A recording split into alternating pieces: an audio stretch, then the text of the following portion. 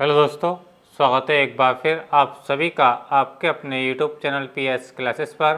तो दोस्तों, जैसा कि आप लोग जानते हैं कि जो छात्र कक्षा 11 में अलीगढ़ मुस्लिम यूनिवर्सिटी अर्थात AMU में एडमिशन लेना चाहते हैं, तो हम उन छात्रों के एंट्रेंस एग्ज़ाम की तैयारी के लिए द कॉन्सेप्टम वाली बुक का सोल्यूशन करा रहे हैं, जिसमें हम इसके साइंस वाले भाग से इसकी 8वीं इकाई को सॉल्व कर रहे हैं, जिसका नाम है कार्बन तथा उसके यौगिक या कार्बन और उसके यौगिक स्टूडेंट। ठीक है, तो स्टूडेंट आपको हम बताते चलें कि इससे पिछले वीडियो लेक्चर में हमने इस इकाई के आप लोगों को 18 सवाल सॉल्व करा दिए थे स्टूडेंट। ठीक है, तो आज के इस वीडियो लेक्चर में सवाल नंबर 18 से आगे के सवालों को सॉल्व करेंगे। तो आइए बिना किसी देरी के शुरू करते हैं वीडियो लेक्चर को और देखते हैं सवाल नंबर 19।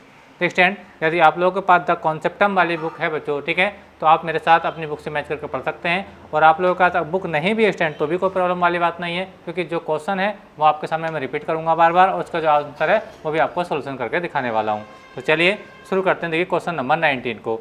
देखिए बच्चों, क्वेश्चन नंबर 19 में ये कहा गया है, क्वेश्चन नंबर 19 बच्चों, ठीक है, देखिए इसमें कहा गया है कार्बन के बाह्यतम कोश में कितने इलेक्ट्रॉन होते हैं। कार्बन के बाह्यतम कोश में कितने इलेक्ट्रॉन होते हैं। देखिए स्टैंडर्ड देखिए, जैसे कि आप लोग जानते हैं कार्बनिक, ठीक है, जैसे कहते हैं इसका जो एटॉमिक नंबर होता है बेटा 6 होता है, यानी टोटल इलेक्ट्रॉन कितने होते हैं कार्बन के परमाणु में, कितने इलेक्ट्रॉन होते हैं बेटा 6 इलेक्ट्रॉन होते हैं। लेकिन कहा कि बाह्यतम कोश में कितने इलेक्ट्रॉन होते हैं। तो देखिए इनको जब इलेक्ट्रॉनिक विन्यास करेंगे स्टूडेंट, ठीक है, तो पहली कक्षा में कितने इलेक्ट्रॉन होते हैं 2, ठीक है। अब पहली कक्षा में 2 होगा तो बाह्यतम, यानी दूसरी कक्षा में कितना रहेगा 4, यानी ये जो नंबर 6 जिसका परमाणु क्रमांक 6 है बच्चों, ठीक है, यही कहता है इलेक्ट्रॉनिक संख्या होती है, यही कहती है प्रोटॉन संख्या होती है। यानी कार्बन के परमाणु के अंदर टोटल इलेक्ट्रॉन कितने होते हैं 6, ठीक है। लेकिन उसने ये पूछा कि उसकी बाह्यतम कक्षा में कितने इलेक्ट्रॉन होते हैं, तो बाह्यतम कक्षा में कितने इलेक्ट्रॉन होंगे बेटा, आपके 4 इलेक्ट्रॉन होंगे। बात समझ में आ गई आप लोगों को, ठीक है। यानी एक बार फिर से रिपीट कर रहा हूँ, कार्बन का जो परमाणु क्रमांक होता है बेटा 6 होता है। बात समझ में आप लोगों को, इसका मीनिंग यह है कि कार्बन के परमाणु के अंदर 6 ही इलेक्ट्रॉन होते हैं, 6 ही प्रोटॉन होते हैं। लेकिन इसमें कहा यह था कि कार्बन के बाह्यतम कोश में यानी बाह्यतम कक्षा में कितने इलेक्ट्रॉन होते हैं। तो पहली कक्षा में तो 2 इलेक्ट्रॉन हो गए, ठीक है, पहली का दूसरी कक्षा आएगी उसमें 8 होते हैं इलेक्ट्रॉन, लेकिन 8 है नहीं क्योंकि टोटल इलेक्ट्रॉन तो कुल अपने पास 6 हैं। तो पहली कक्षा में 2 हो गए तो दूसरे में कितने रह गए 4 रह गए, तो बाह्यतम कक्षा में कितने इलेक्ट्रॉन हो गए 4 इलेक्ट्रॉन हो गए, ठीक है स्टूडेंट। तो इसका आपका ऑप्शन मैं आपको बता देता हूँ, इसका ऑप्शन नंबर डी ठीक है, यानी 19 का डी ऑप्शन बिल्कुल राइट है। इसकी बाह्यतम कक्षा में कितने इलेक्ट्रॉन है बेटा 4 इलेक्ट्रॉन होते हैं, ठीक है स्टूडेंट। अच्छा, बात करते हैं देखिए क्वेश्चन नंबर 20 की। इसमें कहा गया क्वेश्चन नंबर 20 में कार्बन की संयोजकता क्या होती है। कार्बन की संयोजकता क्या होती है। देखिए संयोजकता क्या होती है, उसके बाह्यतम कक्षा में इलेक्ट्रॉनों की संख्या, उसके किसी परमाणु के बाह्यतम कक्षा में इलेक्ट्रॉनों की संख्या, ठीक है। तो इसकी बाह्यतम कक्षा में कितने इलेक्ट्रॉन है 4, तो इसकी संयोजकता भी कितनी हो गई 4 हो गई। तो याद रखना कार्बन, यानी सवाल नंबर जो 20 है बच्चों, क्वेश्चन नंबर 20, इसमें क्या है कि कार्बन की संयोजकता कितनी होती है। तो कार्बन की संयोजकता जो होती है बेटा वो भी इसकी बाह्यतम कक्षा में कितने इलेक्ट्रॉन 4, तो कार्बन की संयोजकता बेटा कितनी होती है 4 ही होती है। बात समझ में आए आप लोगों को, ठीक है। तो याद रखें बेटा कार्बन के बाह्यतम कोश में कितने इलेक्ट्रॉन होते हैं 4, और कार्बन की जो कार्बन की संयोजकता होती है वो भी कितनी होती है 4 होती है स्टूडेंट, ठीक है। तो ये जो 20वां सवाल है इसका ऑप्शन नंबर बी ठीक है बच्चों, ठीक है स्टूडेंट। अच्छा, बात करते हैं क्वेश्चन नंबर 21 की। इसके अंदर क्वेश्चन नंबर बच्चों 21 में कहा गया है सिंगल बॉन्ड CHO अभिक्रियाशील मूलक को क्या कहते हैं। देखिए CHO क्रियात्मक समूह है, और CHO किस में होता है एल्डिहाइड में होता है, किस में होता है बेटा एल्डिहाइड में होता है। देखिए जैसे कि मैंने पिछले वीडियो लेक्चर में आपको बताया था, क्वेश्चन नंबर 21 में कहा गया, देखिए आपको जैसे सिंगल बॉन्ड CHO दिया है, ठीक है। अब इसमें कहा है कि ये एल्डिहाइड है कि कीटोन है कि एल्कोहल है या ईथर है, इसके 4 ऑप्शन में बता रहा हूँ। तो ये क्या होगा एल्डिहाइड होगा, क्या होगा बेटा ये एल्डिहाइड होगा, ठीक है। कैसे बनाते हैं देखो इसको ये वाला स्ट्रक्चर आप लोगों को बच्चे एग्जाम में ऐसे भी देखने को मिल सकता है, कार्बन ऑक्सीजन के बीच डबल बॉन्ड और ये तुम्हारा ये जो H है, यानी देखो CHO, बिल्कुल वही देखो CHO, बस समझ में आ रही है। तो आपको ऐसे भी देखने को मिल सकता है, लेकिन ये होते क्या बेटा आपके एल्डिहाइड होते हैं बेटा, क्या होते हैं एल्डिहाइड होते हैं, ठीक है स्टूडेंट। तो इसका जो 21वें का ऑप्शन हो जाएगा आपको पता चल गया होगा। तो 21वें का जो ऑप्शन होगा बेटा बी ऑप्शन बिल्कुल राइट होगा, यानी CHO जो ग्रुप होता है वो किसका क्रियात्मक समूह होता है, वो एल्डिहाइडों का क्रियात्मक समूह होता है, ठीक है बच्चों, ठीक है। तो देखिए अब बात करते हैं क्वेश्चन नंबर 22 की। तो देखिए क्वेश्चन नंबर 22 में बच्चों हमसे कहा गया, क्वेश्चन नंबर 22 इसमें कहा गया बच्चों सिंगल बॉन्ड COOH, ठीक है, अभिक्रियाशील मूलक को कहते हैं। ये होता है बेटा आपका कार्बोक्सिलिक अम्ल, क्या होता है कार्बोक्सिलिक अम्ल। देखिए स्टूडेंट इस स्ट्रक्चर को तो कैसे आपको देखने मिल सकता है एग्जाम में, देखो कार्बन सिंगल बॉन्ड या कार्बन ही आ गया, देखिए कार्बन और ऑक्सीजन ही आ गया डबल बॉन्ड, ठीक है, और ये OH बेटा आपका ये हो गया। तो ये जो क्रियात्मक समूह होता है बेटा किसका होता है कार्बोक्सिलिक अम्लों का होता है बेटा, किसका होता है कार्बोक्सिलिक अम्लों का। देखिए एल्डिहाइड में और कार्बोक्सिलिक अम्ल में कितना अंतर होता है, कार्बन ऑक्सीजन डबल बॉन्ड बिल्कुल सेम है, लेकिन यहाँ पे क्या केवल H और यहाँ पे क्या OH है, बात समझ में आ रही है। और जब OH आएगा कार्बन ऑक्सीजन में डबल बॉन्ड होता है, ये होता है बेटा आपका कार्बोक्सिलिक अम्ल होते हैं। क्या होते हैं? कार्बोक्सिलिक अम्ल, जैसे एसिटिक अम्ल है, फॉर्मिक अम्ल है, ठीक है। बात समझ में आ रही है आप लोगों को? तो ये बोलते हैं कार्बोक्सिलिक अम्ल। बात समझ में आ रही है आप लोगों को? एक बार फिर से रिपीट कर रहा हूँ, दोनों बात ध्यान समझें। अगर क्रियात्मक समूह CH है तो क्या होगा बेटा आपका एल्डिहाइड होगा, जैसे फॉर्मल्डिहाइड, एसिटाल्डिहाइड, इस टाइप का, ठीक है। और आपका क्रियात्मक समूह सिंगल बॉन्ड COOH इस टाइप से, या तो ये मिल जाएगा आपको एग्जाम में या फिर ये मिल जाएगा। मैंने आपको दोनों तरीके से बता दिया। तो ये किसका क्रियात्मक समूह होता है? कार्बोक्सिलिक अम्लों का होता है, ठीक है स्टूडेंट। अच्छा, बात करते हैं, देखिए क्वेश्चन नंबर 22 हो गया। क्वेश्चन नंबर 23 की, क्वेश्चन नंबर देखिए बच्चों 23 में हमसे कहा गया क्वेश्चन नंबर 23। क्वेश्चन नंबर 23 में कहा है कि कार्बन क्या है? कार्बन बेटा धातु है, ठीक है। ऑप्शन बता रहा हूँ, धातु, अधातु, उपधातु, इनमें से कोई नहीं। कहते हैं बेटा कार्बन जो एक अधातु है, नॉन मेटल है। कार्बन क्या है? एक अधातु है, ठीक है स्टूडेंट। तो याद रखें कार्बन क्या है? एक अधातु अर्थात नॉन मेटल है स्टूडेंट, ठीक है। तो ये इसका जो क्वेश्चन नंबर 23 है, इसका जो ऑप्शन हो जाएगा बेटा आपका बी ऑप्शन बिल्कुल राइट हो जाएगा। कार्बन का एक अधातु है, ठीक है स्टूडेंट। अच्छा, बात करते हैं क्वेश्चन नंबर 24 की। 24 में कहा गया बच्चों कि एल्काइन का सामान्य सूत्र क्या होता है? जैसे आप जानते हैं एल्केन, एल्कीन एंड एल्काइन। तो एल्काइन के लिए बात कर रहा है, देखिए मैं आपको देखिए लिख के समझा रहा हूँ। इसका सूत्र होता है CnH2n-2 होता है। देखिए मैं पहले इसको साफ कर रहा हूँ, फिर आपको बताऊंगा, ठीक है स्टूडेंट। आप इसका स्क्रीनशॉट लेना चाहें तो ले सकते हैं, ठीक है। और मैं इसको रब करने वाला हूँ स्टूडेंट, ठीक है। चलिए रब कर रहा हूँ स्टूडेंट। देखिए इसमें पूछा गया सवाल नंबर 24 में हमसे कहा है कि एल्काइन, ठीक है, का सूत्र क्या होता है? चलिए सूत्र लगाते हैं। क्वेश्चन नंबर है ये आपका 24। देखिए एल्काइन का जो सूत्र होता है वो होता है आपका CnH2n-2 होता है। क्या होता है बेटा? CnH2n-2 होता है। किसका सूत्र होता है बेटा? ये होता है आपका एल्काइन का। किसका होता है? एल्काइन, ठीक है। बात समझ में आ रही है आप लोगों को? बात समझ में आ रही है? तो एल्काइन का जो सूत्र होता है वो कहता है CnH2n-2 होता है। और आपसे अगर एल्किन का पूछ लिया जाए तो एल्किन का क्या होता है? एल्किन का होता है बेटा CnH2n होता है। ये किसका होता है बेटा? आपका एल्किन को होता है। किसका होता है? एल्किन को होता है। बात समझ में आ रही है? और आपसे अगर एल्केन का पूछ लिया जाए तो एल्केन का होता है स्टूडेंट CnH2n+2 होता है। ये किसका होता है बेटा? एल्केन का होता है। किसका होता है? एल्केन का। तो एग्जाम में कोई भी आपको पूछ लिया जाए बच्चों, आपको पता होना चाहिए एल्केन क्या होगा। एल्केन का क्या होगा? CnH2n+2 होता है। एल्किन का CnH2n होता है। और जो तुम्हारा एल्काइन होता है उसका होता है CnH2n-2 होता है। बस समझ में आ रही है आप लोगों को? एल्केन और एल्काइन में कितना अंतर है? देखो यहाँ पे +2 होता है एल्केन के लिए, और एल्किन में होता है -2 होता है, जबकि एल्काइन में 2 होता ही नहीं है। बात समझ में आ रही है आप लोगों को? तो उम्मीद करता हूँ मेरी बात आपको समझ में आ चुकी होगी। तीनों के फार्मूले आपको पता चल चुके होंगे। बच्चों अगर वीडियो आपको अच्छा लग रहा है तो प्लीज़ अपनी मेहनत के मेरा आप लोगों से इतना सा रिक्वेस्ट है कि वीडियो को लाइक और शेयर जरूर कर दीजिए। और आप भी अलीगढ़ मुस्लिम यूनिवर्सिटी में AME एडमिशन लेना चाहते हैं और अच्छे से तैयारी करना चाहते हैं तो आप लोगों से मेरा विशेष रिक्वेस्ट है कि आज ही हमारे चैनल को सब्सक्राइब जरूर करें। और चैनल को सब्सक्राइब करने के साथ साथ बेल आइकन का बटन जरूर दबाएं, ताकि जैसे जैसे मेरी कंटिन्यू वीडियो आएंगी उनका नोटिफिकेशन आप लोगों को समय से प्राप्त होता रहेगा स्टूडेंट, ठीक है। तो चलिए क्वेश्चन नंबर 24 को आप समझ चुके हैं। क्वेश्चन नंबर 25 की बात कर रहे हैं स्टूडेंट। देखिए क्वेश्चन नंबर 25 में कहा है एल्किन का सामान्य सूत्र क्या है? एल्किन तो मैंने आपको बता ही दिया, यानी ये क्वेश्चन नंबर 25 है। क्वेश्चन नंबर 25 एल्किन का सामान्य सूत्र क्या होता है? ये होता है। बात समझ में आ रही है आप लोगों को? ठीक है। अच्छा, बात करते हैं क्वेश्चन नंबर 26 की। क्वेश्चन नंबर 26 में एल्कोहल का सामान्य सूत्र क्या होता है? एल्कोहल, जैसे मैथिल एल्कोहल या तेल एल्कोहल, ठीक है। देखिए एल्कोहल के लिए क्वेश्चन नंबर 26 है। ये क्वेश्चन नंबर 26 एल्कोहल के लिए बात कर रहा है। तो एल्कोहल क्या होता है? देखिए जैसे ये होता है आपका CnH2n+1 और ये क्या होता है बेटा? OH होता है। ये क्या है? ये एल्कोहल है। क्या बेटा? ये आपका एल्कोहल, जिसमें एल्कोहल में कहता है, एल्कोहल में क्या दोनों कहता है? OH होता है, ठीक है। तो ये क्या बेटा? आपका एल्कोहल है।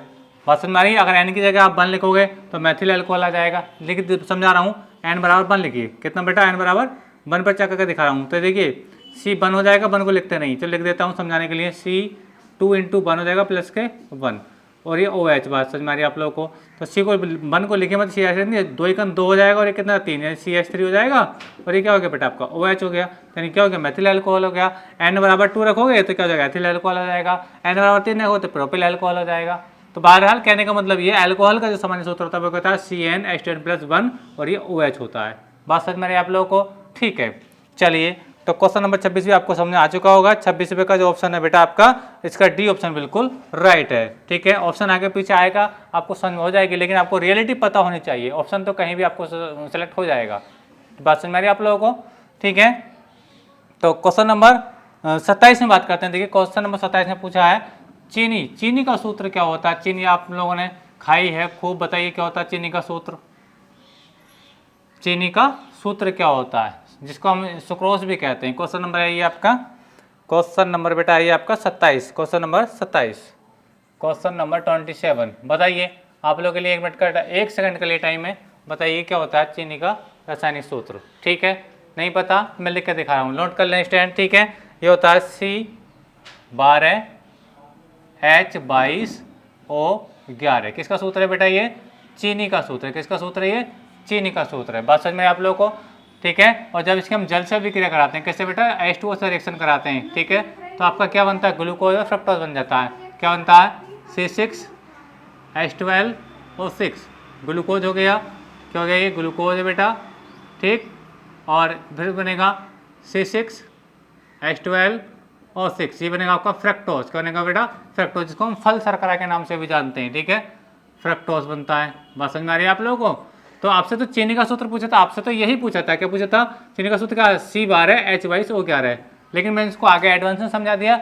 चीनी की जब जल से रिएक्शन कराते हैं तो क्या बनता है? आपका ग्लूकोज और फ्रक्टोज बनता है। बात समझ में आप लोगों को? ग्लूकोज फ्रक्टोज में क्या होता है? देखिए, इनके रासायनिक सूत्र तो ये देखने में तो सेम होते हैं, लेकिन इनके जब अंदर जब खोल कर पढ़ते हैं, इसको बारीकी से पढ़ते हैं, तो ये क्या होता है बेटा? एक एल्डिहाइड होता है, ये एक कार्बोक्सिलिक अम्ल होता है। ये जब मैं इसके लेक्चर आगे चलेंगे तो मैं आप लोगों को इसमें समझाऊंगा आप लोगों को। ठीक है, और समझ में आप लोगों को? तो याद रखें, चीनी का सूत्र कहता है C12H22O11 होता है। ठीक है, चलिए बात करते हैं क्वेश्चन नंबर 28 की। क्वेश्चन नंबर 28 में पूछा हम लोगों से यूरिया का सूत्र क्या होता है? यूरिया NH2CO NH2, यानी प्रयोगशाला में सबसे पहले बनने वाला कार्बनिक यौगिक क्या था? यूरिया था। तो यूरिया का सूत्र उन्होंने पूछा है। तो यूरिया क्या होता है मैं बता रहा हूँ आप लोगों को। NH2CO और ये NH2 क्या है बेटा? ये है बेटा आपका यूरिया। देखिए, आपको एग्जाम में ऐसे भी देखने को मिल सकता है, इसे कंफ्यूज मत हो जाना। NH2 कार्बन डबल बॉन्ड और ये आपका NH2। बस समझ में आ रहा है आप लोगों को?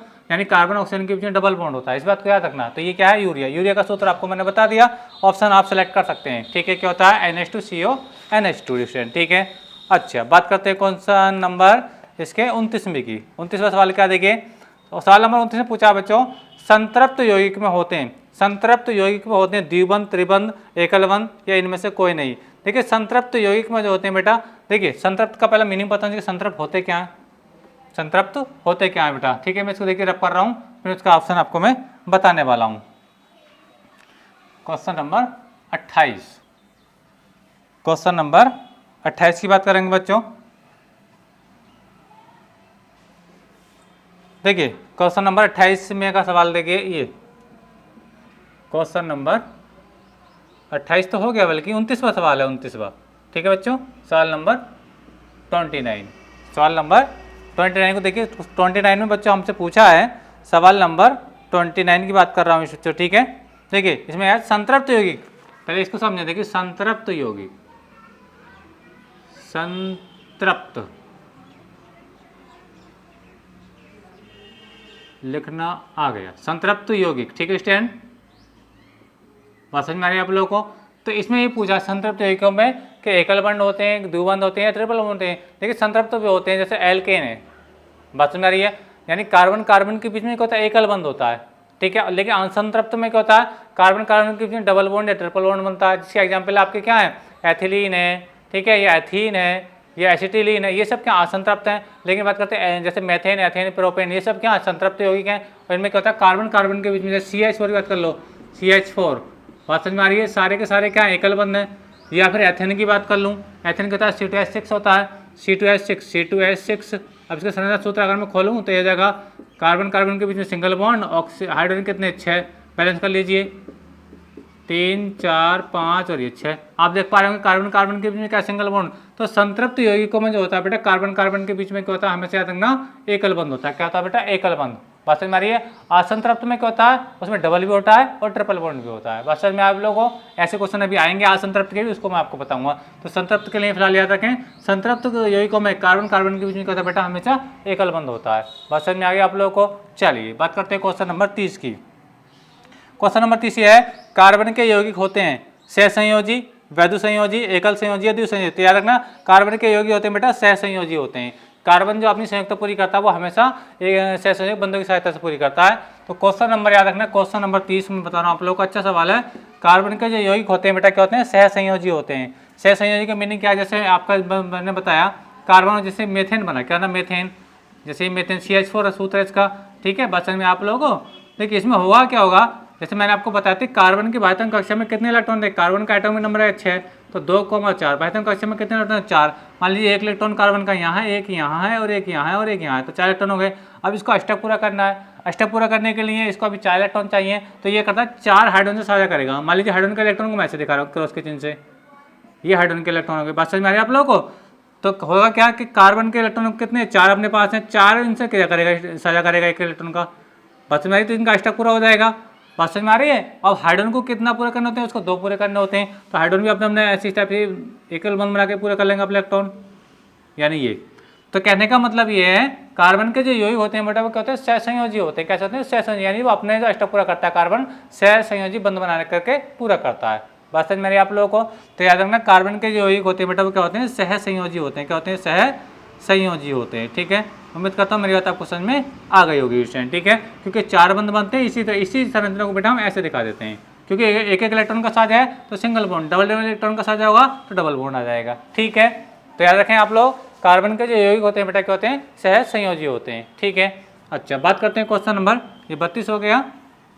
क्वेश्चन नंबर 33 की बात कर रहे हैं। देखिए क्वेश्चन नंबर 33 क्या कह रहा है, देखिए पढ़ रहे हैं इसको। क्वेश्चन नंबर 33 में देखते हैं, देखिए 32वां सवाल था ये। अब देखिए इसमें अगला सवाल ये है, ये 30वां सवाल था, सॉरी 30वां, ठीक है। मैंने गलती से 32 बोल दिया। अब 30वां सवाल ये है, 30वां तो हो गया। 31वां सवाल, ऑक्सीजन के 2 परमाणुओं के बीच किस प्रकार का बंध होता है। ऑक्सीजन के 2 परमाणु हैं, ठीक है। ऑक्सीजन के परमाणु जैसे एक ऑक्सीजन ये और एक ऑक्सीजन ये, तो क्या बन गया, मान लीजिए O2 बन गया। क्या बन गया बच्चों, ये O2, यानी ये ऑक्सीजन है। तो इसके बीच में कैसा बंध होता है, इनके बीच कैसा बंध होता है। देखिए ऑक्सीजन का जो परमाणु क्रमांक होता है वो 8 होता है। कितना होता है बेटा, 8। देखिए ऑक्सीजन का जो परमाणु क्रमांक होता है वो 8 होता है, 2,6, यानी बाह्यतम कक्षा में कितने इलेक्ट्रॉन है ऑक्सीजन की, 6 इलेक्ट्रॉन है। देखिए मैं समझा रहा हूँ आप लोगों को समझे, ऑक्सीजन बाह्यतम कक्षा में इलेक्ट्रॉन 6, 1 2 3 4 5 और ये मान लीजिए 6। एक ऑक्सीजन हो गया, दूसरा ऑक्सीजन और ले लीजिए, मान लीजिए दूसरा ऑक्सीजन ये। अगर दूसरा मैंने बताया कि ऑक्सीजन 2 लो या 3 लो या 4 लो या 5 लो, तो बाह्यतम कक्षा में तो 6 इलेक्ट्रॉन लेने वाले हैं, तो इसके भी 6 इलेक्ट्रॉन, 6 इलेक्ट्रॉन बाह्यतम कक्षा में। ये बात को समझें, क्योंकि ऑक्सीजन का निर्माण क्या जो होता है क्या O2 के रूप में होता है।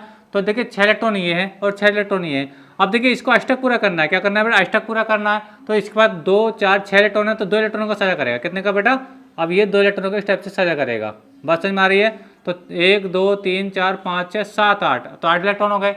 अब ये भी तो अपना अष्टक पूरा करेगा बेटा, ये वाला ऑक्सीजन, तो ये इसके 2 इन वाले इलेक्ट्रॉनों साझा कर लेगा, ये इस टाइप से। बात समझ में आ रही है।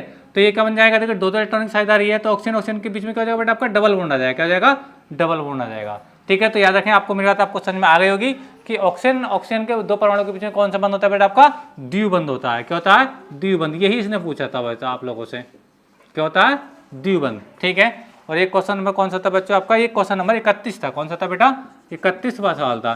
क्या पूछा था कि ऑक्सीजन के 2 परमाणु के बीच में कैसा एकल बंध होता है, द्विबंध होता है, त्रिबंध, ठीक है। तो कौन सा बंध होता है बेटा, आपका डबल बॉन्ड होता है, ठीक है। समझ में आ गई आप लोगों को मेरी बात, समझ में आई हो तो वीडियो को लाइक और शेयर जरूर करें स्टूडेंट, ठीक है। तो बात करते हैं, देखिए क्वेश्चन नंबर 32 की। क्वेश्चन नंबर 32 में देखिए क्या है, क्वेश्चन नंबर 32, इसमें कहा बेटा बेंजीन का अणु सूत्र क्या था। बेंजीन होता है C6H6। क्या होता है बेटा, बेंजीन, बेंजीन खूब आप लोगों ने पढ़ा होगा 9th और 10th क्लास में, ठीक है। क्या होता है, ये सूत्र होता है इसका C6H6, ठीक है, जिसको हम इस टाइप से बना देते हैं, जिसको हम स्ट्रक्चर के रूप में ऐसे बनाते हैं। बात समझ में आ रही है। तो ये सब क्या है, ये भी स्ट्रक्चर बेंजीन का है और ये भी स्ट्रक्चर किसका बेटा, बेंजीन का है, ठीक है। अच्छा, बात करते हैं क्वेश्चन नंबर 33 की। कार्बन आवर्त सारणी के किस ग्रुप में है, किस ग्रुप का तत्व, यानी इसमें वर्ग पूछा है। देखिए इसमें आवर्त ही पूछा जा सकता है, लेकिन यहाँ पे आपसे क्या पूछा है, इसके अंदर आपसे वर्ग पूछा है। क्या पूछा है, वर्ग, यानी कार्बन जो है आवर्त सारणी के, आवर्त सारणी आप लोग जानते हैं पीरियोडिक टेबल, ठीक है। इसके अंदर कितने वर्ग होते हैं, 18 वर्ग होते हैं और 7 क्या होती हैं, क्षैतिज लाइनें, जिनको हम आवर्त कहते हैं। बात समझ में आ रही है। यानी जो आवर्त सारणी हम सीखते हैं, बात समझ में आ रही है, यानी इस टाइप से आपने पढ़ा होगा। ये मान लीजिए ग्रुप 1 और 2 बना रहा हूँ आप लोगों के लिए, ध्यान समझे मेरी बात। ये इस टाइप से आवर्त सारणी बनाएंगे, इस टाइप से, है ना, और ये ऐसे बन के ऐसे बन जाती है, ठीक है। तो इसके अंदर कितने होते हैं, 1 से लेकर के 18 वर्ग होते हैं। कितने वर्ग होते हैं बेटा, 18 वर्ग होते हैं, ठीक है। और ऐसी ऐसी जो लाइन आप देखते हैं, ऐसी लाइन है ये, ठीक है, आवर्त सारणी में, तो ये क्या होती है, ये आवर्त होते हैं। और ये कितने होते हैं बेटा आपके 7 आवर्त होते हैं। और टोटल वर्ग कितने होते हैं बेटा आपके 18 होते हैं। कितने होते हैं बेटा 18 होते हैं। तो इसमें ये पूछा गया है कि कार्बन जो कार्बन है स्टूडेंट, ठीक है, ये किस वर्ग का तत्व है, ठीक है। तो ऑप्शन में देखिए, ऑप्शन में आपको दे रखा है, ऑप्शन बता रहा हूँ आपको, 4th A, 4th B, 6A and 2nd A। तो कार्बन जो होता है बेटा 33 में बता रहा हूँ, क्वेश्चन नंबर 33 में, ठीक है। कार्बन जो होता है बेटा, कार्बन आपका 4th A वर्ग का तत्व होता है, 4th A। और बात करूँ तो वर्ग नंबर 14 है। ये जो 14 वर्ग बता रहा हूँ, ये आधुनिक आवर्त सारणी में, ठीक है। और ये जो है कि आपकी वो जो पहले ओल्ड आवर्त सारणी थी उसके आधार पर बनाया गया। यानी कहने का मतलब ये है कि यहाँ पे जो आप देख पा रहे हैं 4th A या फिर 14, तो ये जो 1 से लेकर 14 तक ये तो आधुनिक आवर्त सारणी है, जिसमें 1 2 3 4 वर्ग लिखा गया और 18 तक वर्ग लिखे गए हैं। लेकिन भूतपूर्व जो पहले आवर्त सारणी बनी थी, ठीक है, उसमें क्या था, 4th A 5th इस टाइप से थी। तो यानी कहने का मतलब ये कार्बन अगर इस टाइप से आए तो ऐसा बताएंगे वर्ग 14 में, और इस टाइप से लेकर के आ जाए भूतपूर्व वाला पहले वाली आवर्त सारणी के आधार पूछा जाए तो 4th A का तत्व है। बात समझ में आएगा आप लोगों को? चलिए, तो समझ में आ गया होगा आप लोगों को। क्वेश्चन नंबर 34 की बात करते हैं। देखिए क्वेश्चन नंबर 34 में क्या आ गया, देखिए क्वेश्चन नंबर 34 है, पेंसिल बनाने में कार्बन के किस अपर रूप का प्रयोग करते हैं। तो आपने पढ़ा होगा ग्रेफाइट, यानी जो आपकी पेंसिल होती है, कच्ची पेन जिसको आप शॉर्पनर से सॉफ्ट करते हैं, ठीक है, वो जो जिसको हम लिखते हैं ब्लैक कलर का स्टैंड, ठीक है, वो क्या होता है, ग्रेफाइट होता है। क्या होता है बेटा, वो ग्रेफाइट, ठीक है। उम्मीद करता हूँ मेरी बात आपको समझ में आ गई होगी स्टैंड, ठीक है।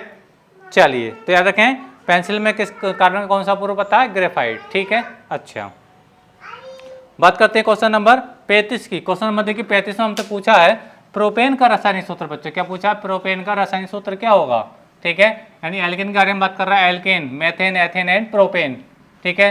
प्रोपेन में कितने कार्बन आएंगे, मेथेन में 1 कार्बन, एथेन में 2 कार्बन और प्रोपेन में कितने कार्बन, 3 कार्बन। इसका सूत्र होगा, देखो, CH3 CH2 एंड CH3 क्या है, 1 2 3 कार्बन, ठीक है, यानी प्रोपेन। इसको ऐसे लिख सकते हैं C3H8, कैसे भी लिख के आ जाए बच्चों, कैसे भी लिख के आ जाए, समझना है। देखो 1 2 3 कार्बन है, हाइड्रोजन 3 और 2 5 और 3 8। बात समझ में आ रही है, क्या है आपका प्रोपेन है बच्चों, क्या है ये, प्रोपेन, ठीक है। आपको ऐसे लिख करके आए, ऐसे लिख करके समझ सकते हैं। तो प्रोपेन का रासायनिक सूत्र होता है C3H8 होता है, ठीक है। अच्छा, बात करते हैं क्वेश्चन नंबर 35 हो गया, क्वेश्चन नंबर 35 था बच्चों ये। अब बात करते हैं क्वेश्चन नंबर 36 की। क्वेश्चन नंबर 36 में पूछा, देखिए निम्न में से कौन सब संतृप्त हाइड्रोकार्बन है। संतृप्त क्या होते हैं बेटा, एल्केन। संतृप्त क्या होते हैं, एल्केन, जैसे मेथेन, एथेन, प्रोपेन, ठीक है। और असंतृप्त क्या होते हैं, जैसे एल्कीन है, एल्काइन है, ये सब क्या होते हैं आपके जो होंगे बेटा, आपके असंतृप्त होंगे। लेकिन ने पूछा कि निम्न में संतृप्त कौन है, तो संतृप्त में देखिए तो प्रोपेन ही आप पहला ऑप्शन दे रखा है। संतृप्त के लिए बात कर रहा है, किसके लिए बात कर रहा है बेटा, संतृप्त। संतृप्त में क्या आएगा आपका, प्रोपेन ही आ जाएगा, क्या आएगा बेटा, प्रोपेन। और बाकी जो ऑप्शन है इसके और ऑप्शन का एथाइन है, क्या बेटा, एसिटिलीन। एसिटिलीन में क्या होगा, कार्बन कार्बन के बीच में ट्रिपल बॉन्ड होता है। बात समझ में आ रही है, यानी इस टाइप से संरचना पूरी इस टाइप से, ये क्या है, ये आपका एथाइन है, यानी इसको साधारण नाम बोलते हैं एसिटिलीन है।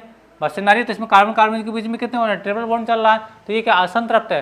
लेकिन बात करते हैं जैसे प्रोपेन वाला एग्जाम्पल दिया, इसने दिया है, तो इसमें क्या होता है, कार्बन कार्बन के बीच में क्या होता है, सिंगल बॉन्ड होता है। कैसा होता है, 1 2 3 यानी सिंगल बॉन्ड, लेकिन बता रहा हूँ कार्बन कार्बन कार्बन, ठीक है। लगाइए इसको लगाइए, हाइड्रोजन बैलेंस कर लीजिए, 1 2 और ये 3, 1 2 1 2 और ये 3, यानी जो ये संरचना आप देख पा रहे हैं वही संरचना मैंने ये बनाई है। तो कार्बन कार्बन के बीच में क्या एकल बॉन्ड है। हाइड्रोजन देख लो कितने, 8 हाइड्रोजन है, 3 हाइड्रोजन ये होंगे, 3 ये होंगे और 2 ये होंगे। बात समझ में आ रही है आप लोगों को। सो संतृप्त हाइड्रोकार्बन में जो संतृप्त हाइड्रोकार्बन का जो एग्जाम्पल है वो क्या आपका प्रोपेन है। बात समझ में आ रही है, क्यों, क्योंकि उन कार्बन कार्बन के बीच में होता है बेटा एकल बॉन्ड होता है। और जब कार्बन कार्बन के बीच में एकल बॉन्ड होता है तो क्या होता है बेटा, आपके संतृप्त हाइड्रोकार्बन होते हैं। अगर कार्बन कार्बन के बीच में डबल या ट्रिपल बॉन्ड आपको देखने को मिलेगा तो बेटा आपको क्या होंगे, आपके असंतृप्त हाइड्रोकार्बन होंगे। तो संतृप्त के लिए बात कर रहा था, क्या ऑप्शन आएगा इसका, प्रोपेन आएगा, ठीक है। बात करते हैं क्वेश्चन नंबर 37 की, ठीक है। 37 में देखिए, 37 में कहा किस हाइड्रोकार्बन में द्विबंध होते हैं, किस हाइड्रोकार्बन में द्विबंध होते हैं। देखिए स्टूडेंट बहुत अच्छा सवाल है, सवाल नंबर 37 सॉल्व कर रहा हूँ। देखिए क्वेश्चन नंबर 37 को सॉल्व कर रहा हूँ। क्वेश्चन नंबर 37, क्वेश्चन नंबर 37 क्या कहा है, देखिए सवाल में कहा है निम्न में से किस में द्विबंध होते हैं। देखिए CH4, पहला ऑप्शन CH4 है, दूसरा ऑप्शन है C2H2 है और तीसरा ऑप्शन है C4H10 है, ठीक है। और चौथा जो ऑप्शन है बेटा आपका C2H4 है। इसमें ये बताना है कि किस में डबल बॉन्ड आएंगे, किस में डबल बॉन्ड आएंगे। तो मैं ऑप्शन पहले बता देता हूँ, इसका ऑप्शन ये वाला ठीक होगा, यानी इसका डी ऑप्शन बिल्कुल राइट होगा। इसमें कार्बन कार्बन के बीच में डबल बॉन्ड आएंगे। देखिए सॉल्व समझे, पहले इसको समझो। देखिए CH4 के लिए एक कार्बन 4 हाइड्रोजन, ठीक है, 4 हाइड्रोजन ये आ गया आप लोगों के, कहीं भी आपको डबल बॉन्ड नहीं दिख रहा, बस समझ में आ रही है। अच्छा ये देखिए इसके बी ऑप्शन के लिए C2H2 2 कार्बन हो गए, हाइड्रोजन कितने, 2, एक हाइड्रोजन मान लीजिए ये आ गया और एक हाइड्रोजन आपका ये आ गया, ठीक है। अब कार्बन की संयुक्ता 4 होती है, यानी कार्बन कितने बंध बनाता है, 4 बंध बनाता है। तो इसका एक बंध बन गया, इसका एक बंध बन गया।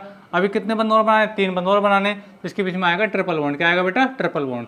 तो यहाँ पे आप देख पा रहे हो कार्बन कार्बन के बीच में ट्रिपल बॉन्ड है, लेकिन पूछा है डबल बॉन्ड के लिए, तो ये ऑप्शन भी ठीक नहीं होगा, ठीक है। ये क्या आपका एसिटिलीन है, बात समझ में आ रही है। अच्छा अब बात करते हैं, देखिए इसके लिए C4H10 के लिए मैं यहाँ बना देता हूँ C4, 4 कार्बन 1 2 3 4, ये हो गया इनके बॉन्ड। हाइड्रोजन कितने, 10, 1 2 3 1 2 3 1 2 1 2, यहाँ पे हाइड्रोजन बैलेंस कर दो 10 हाइड्रोजन। तो यहाँ पे देखो कार्बन कार्बन के बीच में क्या है, सिंगल बॉन्ड है, तो ये भी इसका ऑप्शन ठीक नहीं होगा। वो कह रहा है कि इनमें किसके बीच में डबल बॉन्ड आएगा, तो इसके बीच में डबल बॉन्ड आएगा। देखिए समझे आपको, देखिए कार्बन कार्बन डबल बॉन्ड ये आ गया। हाइड्रोजन कितने, 4, एक हाइड्रोजन ये हो गया और एक हाइड्रोजन ये हो गया, 2 हाइड्रोजन बचे, 2 ये आ गए, बस समझ में आ रही है आप लोगों को, ठीक है। तो देखो 2 डबल बॉन्ड आ गया कि नहीं कार्बन कार्बन के बीच में, बस समझ में आ रही है। तो ये आपका ऑप्शन बिल्कुल उठाएगा। और ये क्या आपका बेटा एथीन है, क्या ये आपका एथीन, बस समझ में आ रही है, एल्कीन जिसको बोलते हैं स्टैंड, ठीक है। और ये क्या था बेटा एल्काइन, जिसमें ट्रिपल बॉन्ड है, तो एल्कीन और एल्काइन होता है, और ये बेटा आपका एल्कीन है। तो कार्बन कार्बन के बीच में डबल बॉन्ड किस मारा, आपके डी वाले ऑप्शन मारा, यानी C2H4 मारा स्टैंड, ठीक है। अच्छा ये ऑप्शन बिल्कुल गलत थे स्टैंड, ठीक है। तो डबल बॉन्ड वाला फंडा आपको समझ में आ गया होगा। कार्बन मैक्सिमम कितने बॉन्ड बनाता है बेटा, 4 बॉन्ड बनाता है। तो यहाँ पे जो बना रहा था सिंगल बॉन्ड से बना रहा था, यहाँ भी सिंगल बॉन्ड से बना रहा है, इसमें यहाँ पे ट्रिपल बॉन्ड से बना रहा है, लेकिन इसमें डबल बॉन्ड के लिए पूछा था, डबल बॉन्ड में इसमें बन रहा है स्टैंड, ठीक है। अच्छा बात करते हैं क्वेश्चन नंबर 38 की, आपको समझ में आ गया होगा क्वेश्चन नंबर 37।